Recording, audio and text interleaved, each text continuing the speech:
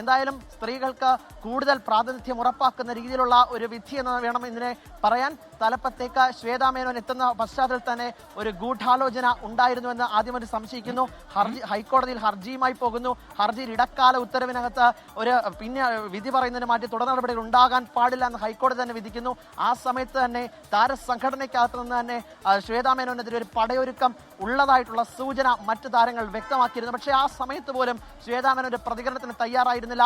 പരസ്യ പ്രതികരണം പാടില്ല എന്ന് ഭരണാധികാരി വ്യക്തമാക്കി. അതനുസരിച്ച് തന്നെയാണ് ശ്വേതാ മേനോൻ ഇന്ന് വരെ മുന്നോട്ട് പോയത്. അവർ നിയമ നടപടികളുമായി മുന്നോട്ട് പോകുന്ന പശ്ചാത്തലത്തിൽ മാധ്യമങ്ങൾക്ക് മുന്നിൽ ഒന്നും പറയില്ല എന്ന് പറഞ്ഞ ശ്വേതാ മേനോൻ ഇന്ന് രാവിലെയും എത്തി വിജയപ്രതീക്ഷകളെ പറ്റി പങ്കുവയ്ക്കാൻ പ്രതികരണം ആരാഞ്ഞപ്പോഴും ഒന്നും പറഞ്ഞിരുന്നില്ല. പക്ഷേ അവർ താരങ്ങളുമായി സംസാരിച്ചുകൊണ്ടേയിരുന്നു. വനിതകളുടെ ആവശ്യത്തെ പറ്റി പറഞ്ഞുകൊണ്ടിരുന്നു. ഹേമ കമ്മിറ്റി റിപ്പോർട്ട് മൂലമുണ്ടാക്കുന്ന പ്രശ്നങ്ങളെ പറ്റി അവർ പറഞ്ഞു.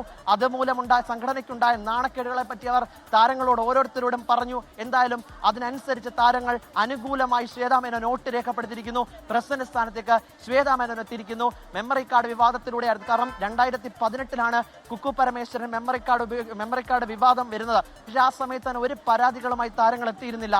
കാരണം ആദ്യഘട്ടത്തിലൊക്കെ തന്നെ കുക്കു പരമേശ്വരന് എതിരെ ഇത്തരത്തിലുള്ള ഒരു കമ്മിറ്റിയിൽ ഒരു ചർച്ച ഉണ്ടായ സമയത്ത് അത് വലിയ രീതിയിലുള്ള ഒരു പ്രത്യാരോപണങ്ങളിലേക്ക് പോയിരുന്നില്ല. പക്ഷേ അവർ നാമനിർദ്ദേശ പത്രിക സമർപ്പിച്ച ആ ഘട്ടത്തിൽ മുതലാണ് കുക്കു പരമേശ്വരനെതിരായുള്ള മെമ്മറി കാർഡ് വിവാദം അത് വലിയ രീതിയിൽ തന്നെ അണപൊട്ടിയൊഴുകുന്ന ഒരു സാഹചര്യത്തിലേക്ക് എത്തിയത്. പക്ഷേ ഭൂരിഭാഗം അംഗങ്ങളുടെ അഭിപ്രായ പ്രകാരം ഇപ്പോൾ എന്തായാലും കുക്കു പരമേശ്വരനെ ജനറൽ സെക്രട്ടറി സ്ഥാനത്തേക്ക് തെരഞ്ഞെടുക്കപ്പെട്ടിരിക്കുന്നു. ട്രഷറർ സ്ഥാനത്തേക്ക് ഉണ്ണി ശിവപാലും എത്തുന്നതോടുകൂടി എന്തായാലും ഇനിയിപ്പോൾ വൈസ് പ്രസിഡന്റ് സ്ഥാനത്തേക്കുള്ള റിസൾട്ടിന്റെ ഔദ്യോഗിക പ്രഖ്യാപനമാണ് വരാനുള്ളത്. ജയൻ ചേർത്തലയും ലക്ഷ്മിപ്രിയയുമാണ് ലീഡ് ചെയ്തത്. അവർ തന്നെയാകാം സാധ്യതയുള്ളത്.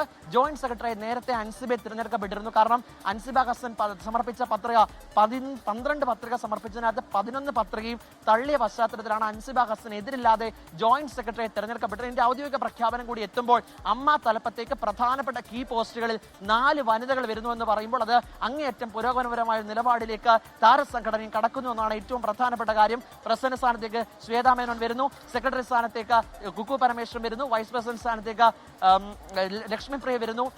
ജോയിന്റ് സെക്രട്ടറി സ്ഥാനത്ത് അൻസിബ ഹസൻ കൂടി വരുന്നതോടുകൂടി ഒരു അമ്മയ്ക്ക് ഒരു വനിതാ മുഖം ഉണ്ടാവുന്നു എന്നുള്ളതാണ് ഏറ്റവും പ്രധാനപ്പെട്ട കാര്യം. സുഹൈൽ, അഭിനന്ദൻ ഞങ്ങളുടെ പ്രതിനിധിയാണ് വിവരങ്ങൾ നൽകിക്കൊണ്ടിരിക്കുന്നത്. ആരോപണ പ്രത്യാരോപണങ്ങൾക്കും വിവാദങ്ങളുടെയും അകമ്പടിയോടുകൂടി നടന്ന അമ്മയിലേക്ക് നടന്ന തെരഞ്ഞെടുപ്പിന്റെ ഫലങ്ങൾ വരുന്നു. അതിൽ അമ്മയുടെ പ്രസിഡന്റ് സ്ഥാനത്തേക്ക് ശ്വേതാ മേനോൻ തെരഞ്ഞെടുക്കപ്പെട്ടിരിക്കുന്നു എന്ന വിവരം വരികയാണ്. അല്പസമയത്തിനകം തന്നെ അത് സ്ഥിരീകരിച്ചുകൊണ്ടുള്ള വാർത്താ സമ്മേളനം ഉണ്ടാകും. കുക്കു പരമേശ്വരനാണ് ജനറൽ സെക്രട്ടറി സ്ഥാനത്ത് വന്നിരിക്കുന്നത്. വൈസ് പ്രസിഡന്റ് സ്ഥാനത്ത് ജയൻ ചേർത്തലയും ലക്ഷ്മിപ്രിയയും അതോടൊപ്പം തന്നെ ട്രഷറർ സ്ഥാനത്തേക്ക് ഉണ്ണി ശിവപാലും തിരഞ്ഞെടുക്കപ്പെട്ടിരിക്കുന്നു. വളരെ വാശിയേറിയ വീറും വാശിയും നിറഞ്ഞ ആരോപണ പ്രത്യാരോപണങ്ങൾ നിറഞ്ഞ വിവാദങ്ങൾ വലം വച്ച ഒരു തെരഞ്ഞെടുപ്പായിരുന്നു കഴിഞ്ഞത്. 233 വനിതാ അംഗങ്ങൾ ഉൾപ്പെടെ അമ്മ സംഘടനയിലുള്ള 507 അംഗങ്ങൾക്കാണ് വോട്ടവകാശം ഉണ്ടായിരുന്നത്. പ്രമുഖ താരങ്ങളൊക്കെ തന്നെ വോട്ട് ചെയ്യാൻ വേണ്ടി എത്തിയിരുന്നു. കഴിഞ്ഞ ദിവസങ്ങളിൽ ഏറെ വിവാദമുണ്ടാക്കിയ കോളിളക്കമുണ്ടാക്കിയ ആരോപണങ്ങളും പ്രത്യാരോപണങ്ങളും അമ്മ തെരഞ്ഞെടുപ്പിനോട് അനുബന്ധമായി നമ്മൾ കണ്ടു.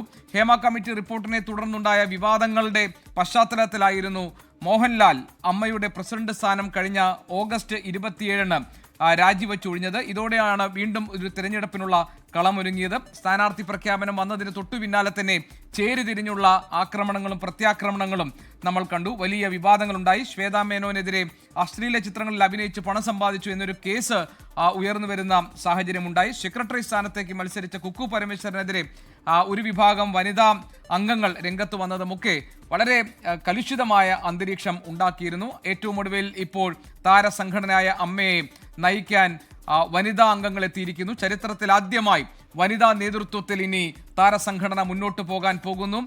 ശ്വേതാ മേനോനാണ് അമ്മയുടെ പ്രസിഡന്റ്, കുക്കു പരമേശ്വരനാണ് ജനറൽ സെക്രട്ടറി. അങ്ങനെ താരസംഘടനയ്ക്ക് ആദ്യമായി ഒരു വനിതാ പ്രസിഡന്റിനെ കിട്ടിയിരിക്കുന്നു.